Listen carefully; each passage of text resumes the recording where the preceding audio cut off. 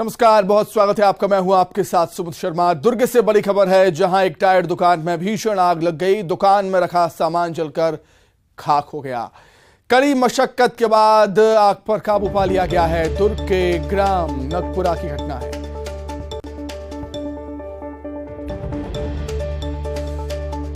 दुर्ग से बड़ी खबर आपको बता रहे हैं, जहां पर टायर की दुकान में भीषण आग लग गई। हालांकि आग कैसे लगी है पता नहीं चल पाया, लेकिन धुएं का काला गुबार आपको उठता हुआ दुकान से नजर आ रहा होगा। आग की लपटें भी उठती हुई नजर आ रही होंगी। दुकान में सारा सामान जलकर खाक हो गया, जो कि दुकान में रखा हुआ था। कड़ी मशक्कत के बाद फायर ब्रिगेड की टीम ने आग पर काबू पा लिया है। दुर्ग के ग्राम नागपुरा का ये मामला। जैसे ही आग लगने की जानकारी फायर ब्रिगेड को मिलती है, फायर ब्रिगेड की टीम मौके पर पहुंचती है और काफी मशक्कत टीम को करनी पड़ी इस आग को बुझाने में। टायर की दुकान थी, जिससे आग ज्यादा भड़क गई और बड़ी ही मुश्किल से काफी मशक्कत करने के बाद आग पर काबू पाया गया। हालांकि आग कैसे लगी थी दुकान में, यह साफ नहीं हो पाया है, लेकिन प्राथमिकता थी कि आग पर काबू पाया जाए। कड़ी मशक्कत के बाद फायर ब्रिगेड की टीम को सफलता मिलती है आग पर काबू पाने की। तो दुर्ग में टायर दुकान में अब भीषण आग लग जाती है। दुकान में रखा सारा सामान जलकर खाक हो गया। फायर ब्रिगेड को सूचना दी जाती है। सूचना पर फायर ब्रिगेड की टीम पहुंचती है और आग पर काबू पाया जाता है। आगे बढ़ते हैं रायपुर से बड़ी खबर, जहां रायपुर पुलिस को सफलता मिली है। नाइजीरियन गिरोह के आरोपी पर शिकंजा कसा है। पुलिस ने दिल्ली से एक आरोपी को गिरफ्तार किया। सोशल मीडिया के जरिए ठगी की वारदात को अंजाम दिया था इसने। महिलाओं को झांसे में लेकर ये ठगी का कारोबार करता था। गिफ्ट भेजने के नाम पर 50,000 की ठगी की थी। सिविल लाइन थाना क्षेत्र का ये पूरा मामला।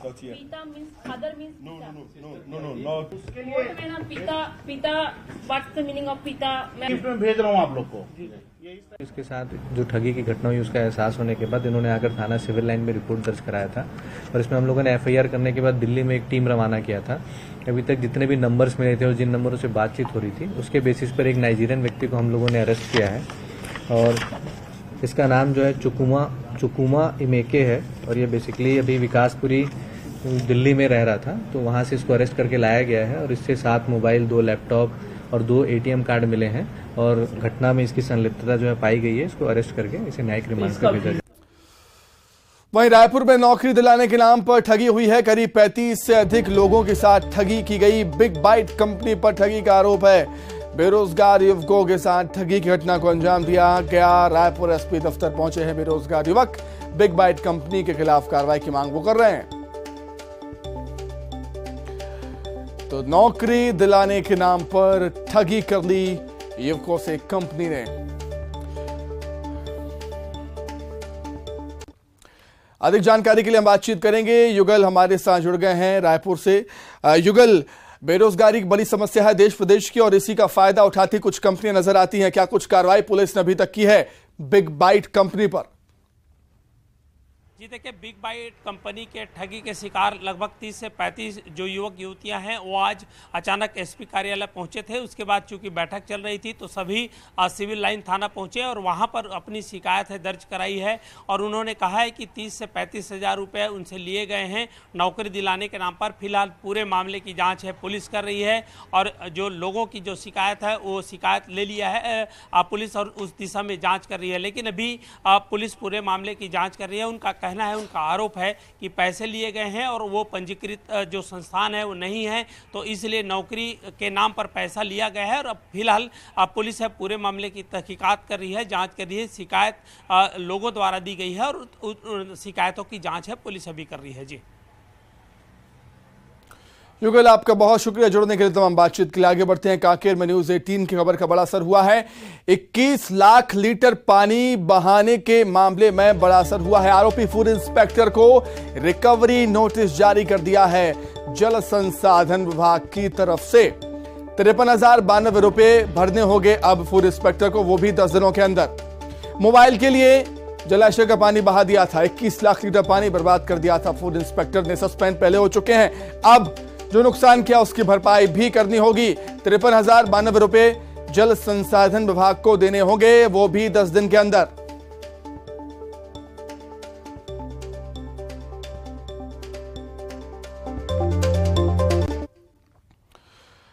उधर कांकेर में एक बार फिर से न्यूज 18 की खबर का असर हुआ। बोगान भोरिया गांव पहुंची है प्रशासन की टीम। अब ग्रामीणों को मिलेगा पीने का साफ पानी।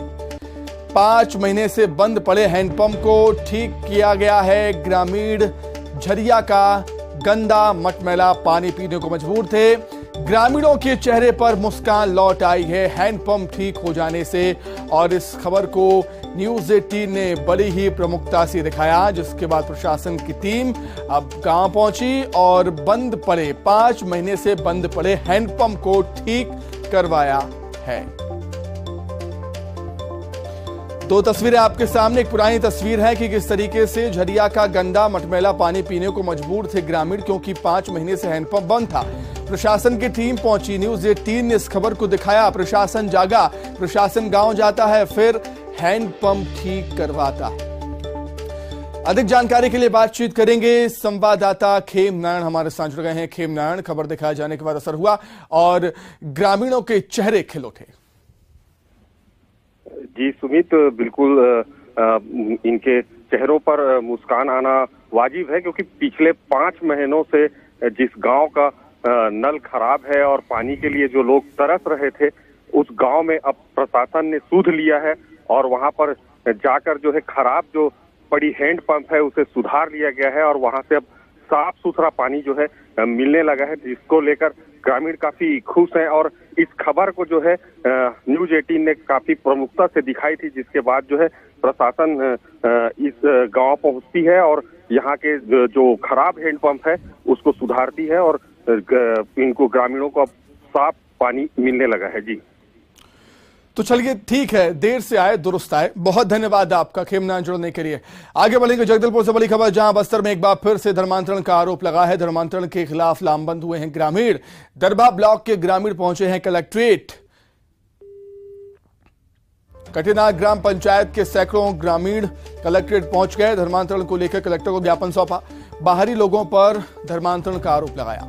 3 साल से ग्रामीणों को लालच देकर धर्मांतरण हो रहा था। यहां पर गांव के मंदिरों में पूजा में शामिल नहीं हो रहे ग्रामीण।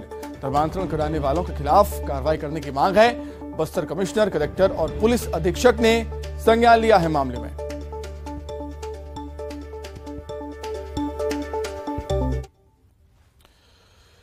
पीएम मोदी के कार्यकाल के 9 साल पूरे होने के मौके पर बीजेपी ने आज से महाजनसंपर्क अभियान की शुरुआत की है। छत्तीसगढ़ में पार्टी नेताओं ने 1 महीने के महाजनसंपर्क का मेगा प्लान तैयार किया। चुनावी साल में बीजेपी की कोशिश महाजनसंपर्क के जरिए जमीन मजबूत करने की भी है, लेकिन कांग्रेस ने बीजेपी के अभियान पर तंज कसना शुरू कर दिया है। कांग्रेस की नसीहत है कि पहले बीजेपी अपने कार्यकर्ताओं से संपर्क साध ले। बहरहाल महाजनसंपर्क अभियान के साथ साथ सियासी महाभारत भी शुरू हो गई।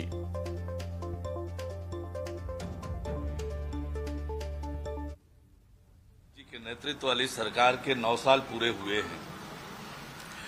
ये 9 साल बेमिसाल रहे हैं और देश ने हर क्षेत्र में विकास के कीर्तिमान बनाए हैं और लोगों को उसका लाभ मिला है। इसे लेकर भारतीय जनता पार्टी आज से 30 जून तक एक वृहद महाजनसंपर्क अभियान की रूपरेखा बनाई है। देखिए, भारतीय जनता पार्टी का तो जनता से संपर्क पूरी तरीके से टूट चुका है। यही नहीं, भारतीय जनता पार्टी के नेताओं का उनके कार्यकर्ताओं से संपर्क टूट चुका है। तो ऐसे में किस बात का महासंपर्क चलाएंगे?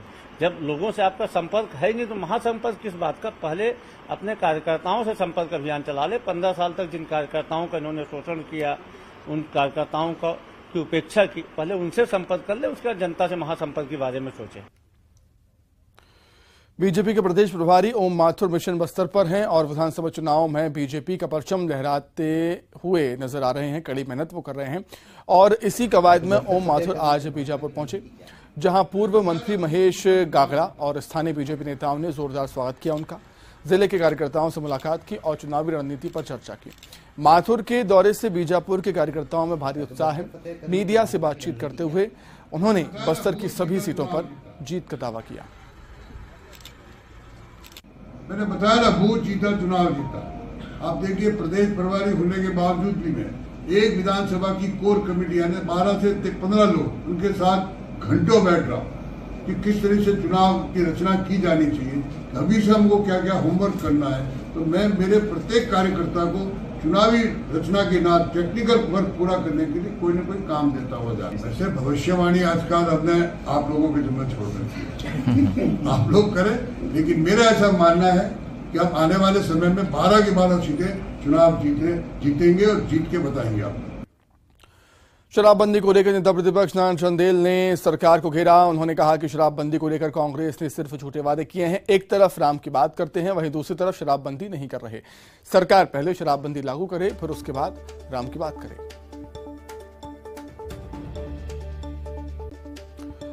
तो शराबबंदी को लेकर एक बार फिर से बीजेपी ने हमला बोला है राज्य सरकार पर।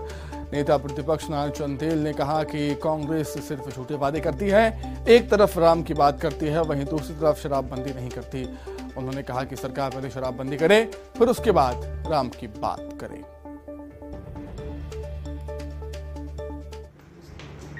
हर कर्मचारी अधिकारी सरकार से खपा है, आपने झूठे वादे किए। एक तरफ आप राम की बात करते हो, शराबबंदी क्यों नहीं कर रहे हो? एक हाथ में गंगा जल और दूसरे हाथ में शराब का पौवा लेकर के आपने कसम खाया था कि हमारी सरकार बनेगी तो हम छत्तीसगढ़ में पूर्ण शराबबंदी लागू करेंगे। पहले शराबबंदी तो लागू कर दें, उसके बाद राम की बात करें। रामायण तो रग रग में है छत्तीसगढ़ में। रामायण के बारे में भूपेश जी क्या समझाएंगे छत्तीसगढ़ के लोगों को?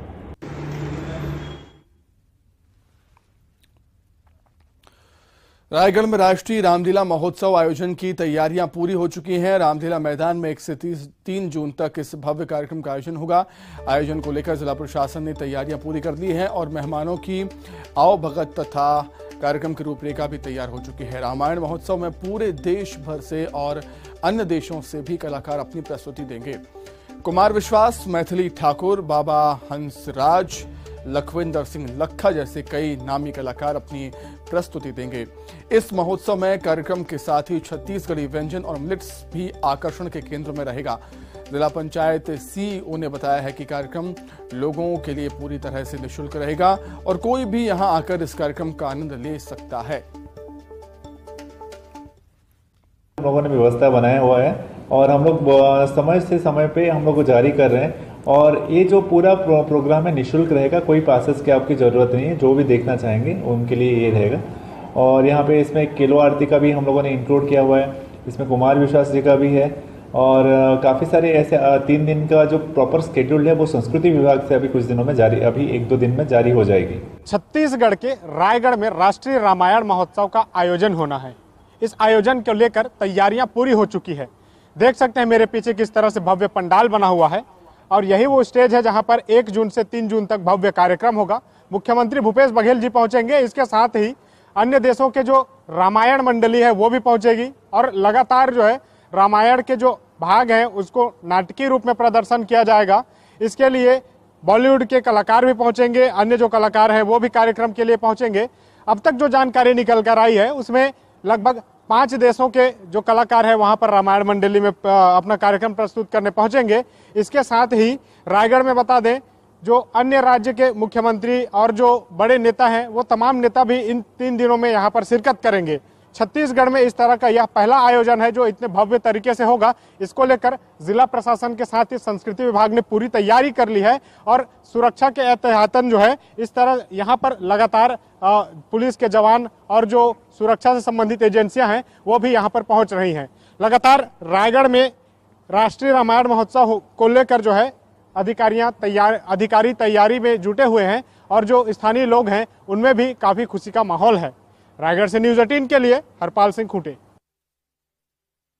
छत्तीसगढ़ में रामायण महोत्सव को लेकर सियासत जारी है। इस मसले पर बीजेपी और कांग्रेस आमने सामने हैं। बीजेपी प्रदेश अध्यक्ष अरुण साव ने कहा है कि श्री राम और गौ माता का मुद्दा हमारे लिए राजनीतिक नहीं है, हमारे लिए आस्था, विश्वास और श्रद्धा के विषय हैं। लेकिन कांग्रेस ने राम मंदिर के निर्माण में अड़चनें डाली। उन्होंने तंज कसते हुए कहा कि भगवान पर भरोसा सिर्फ दिखावा के लिए नहीं होना चाहिए। अरुण साहू के बयान पर प्रदेश के संस्कृति मंत्री अमरजीत भगत ने बीजेपी पर निशाना साधा। कहा कि भगवान राम किसी की निजी संपत्ति नहीं है, राम आराध्य देव हैं और सबके हैं। उन्होंने कहा कि भगवान के काम को रोकने वाले कालनेमी हैं।